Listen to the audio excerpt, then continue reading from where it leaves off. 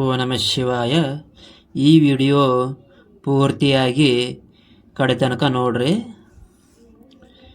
ಈ ಮಾಲ್ಕಂಬ ನೋಡ್ರಿ ಯಾವ ರೀತಿ ಶೇಕ ಆಗ್ತದ ಅಂತಾರೆ ಹೇಳಿ. ಎಷ್ಟು ಜೋರಾಗಿ ತಳ್ತೀವಿ ಅಷ್ಟು ಜೋರಾಗಿ ಶೇಕ್ ಆಗ್ತದ, ಆದರೆ ಬೀಳೋದಿಲ್ಲ ರೀ.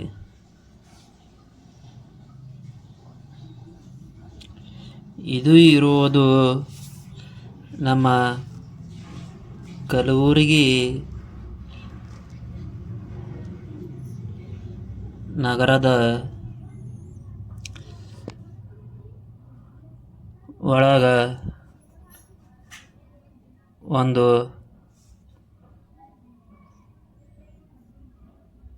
ಸಂತ್ರಸ್ವಾಡಿ ಅಂತ ಹೇಳಿ ಒಂದು ಏರಿಯಾ ಬರ್ತದ್ರಿ.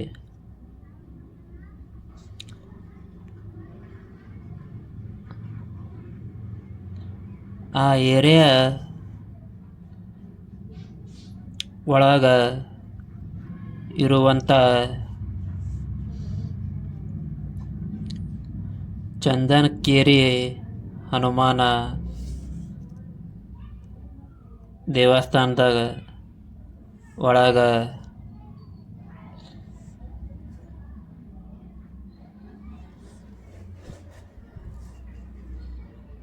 ಆಲ್ಮೋಸ್ಟು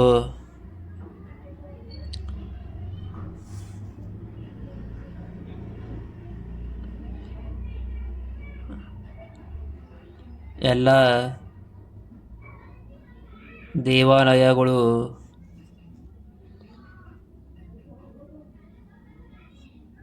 ಇದ್ರೂ ಕೂಡ ಈ ರೀತಿ ಮಾಲ್ಕಂಬಗಳು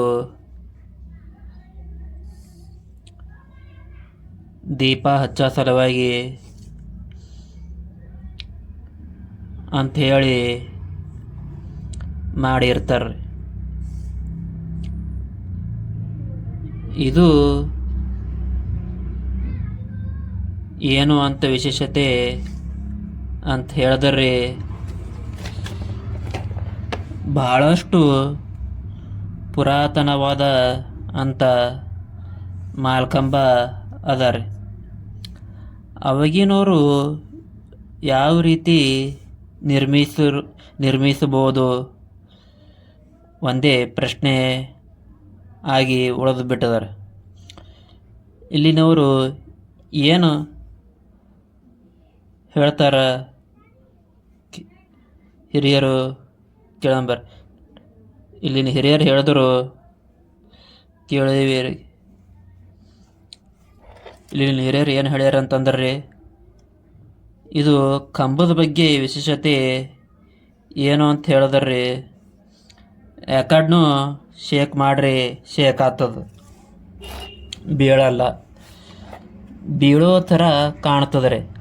ಆದರೆ ಹೇಳೋದು ಇಷ್ಟೇ, ನಿಮಗೆ ಆಗಿನ ಕಾಲದ ಇಂಜಿನಿಯರಿಂಗ್ಸ್ ಯಾವ ರೀತಿ ಪ್ಲ್ಯಾನ್ ಮಾಡಿ ಇದು ಮಾಡ್ಯಾರನ ಒಂದು ಕುತೂಹಲ.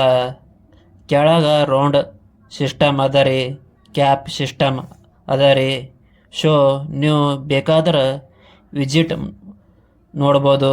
ನೋಡ್ರಿ ಯಾವ ರೀತಿ ಶೇಕ್ ಬೀಳಲ್ಲ, ಆದರೆ ಶೇಕ್ ಆಗ್ತದ, ಆದರೆ ಬಿದ್ದಂಗೆ ಅನ್ನಿಸ್ತದ, ಬೀಳಲ್ಲ.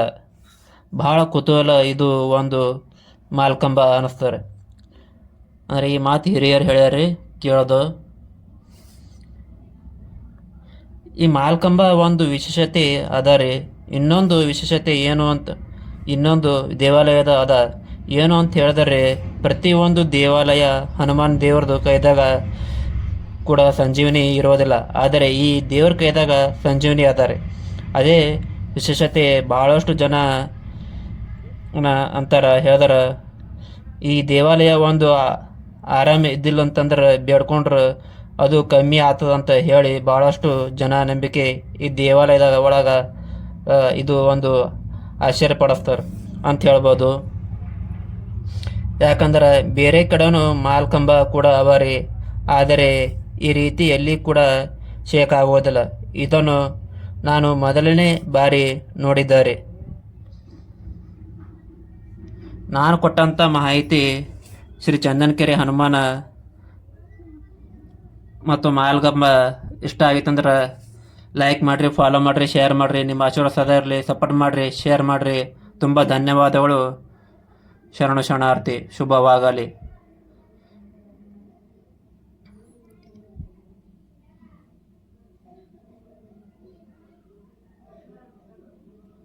ಓ ನಮಃ ಶಿವಾಯ ಗುರುದೇವ.